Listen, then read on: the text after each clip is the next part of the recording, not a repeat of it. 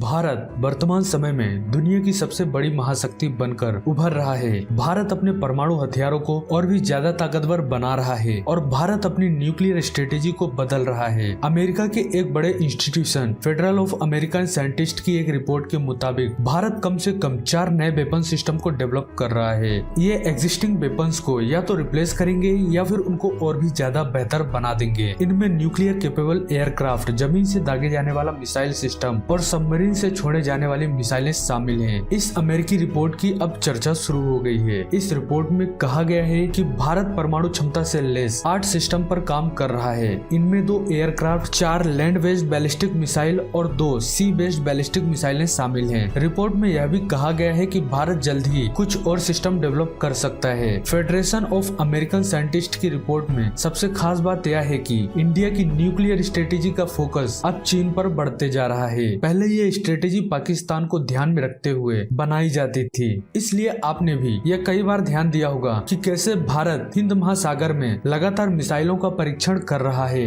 भारत चीन तक मार करने वाली अग्नि और हाइपरसोनिक मिसाइलों का सफल परीक्षण कर लिया है। यानी भारत के हथियार अब और भी ज्यादा घातक होने वाले हैं और अब पूरा चीन उनकी जद में है। उनका यह भी कहना है कि भारत के पास 160 खतरनाक परमाणु बम है। भारत ने न्यूक्लियर ट्रायड बना लिया है। न्यूक्लियर ट्रायड का मतलब है कि भारत अब जमीन, आकाश और समंदर से परमाणु हमला कर सकता है। जमीन से भारत में परमाणु क्षमता से लैस पृथ्वी और अग्नि सीरीज मिसाइलों का परीक्षण कर लिया है। समंदर में भारत INS अरिहंत सबमरीन से परमाणु हथियारों से लैस मिसाइल भी दाग चुका है। इसके अलावा आसमान से सुखोई, मिराज, जैगुआर और राफेल जैसे फाइटर प्लेन से परमाणु ग्रेविटी बम भी अब दागे जा सकते हैं। इससे ये पता चलता है कि भारत अब अपनी तैयारियां पाकिस्तान नहीं बल्कि चीन को ध्यान में रखकर कर रहा है। न्यूक्लियर हथियारों से लैस देशों के क्लब में भारत का दबदबा बढ़ता जा रहा है। तो दोस्तों, इस रिपोर्ट के बारे में आप क्या सोचते हैं? आप हमें नीचे कमेंट में जरूर बताना और वीडियो अच्छी लगी हो तो वीडियो को लाइक और शेयर करना। Thanks for watching.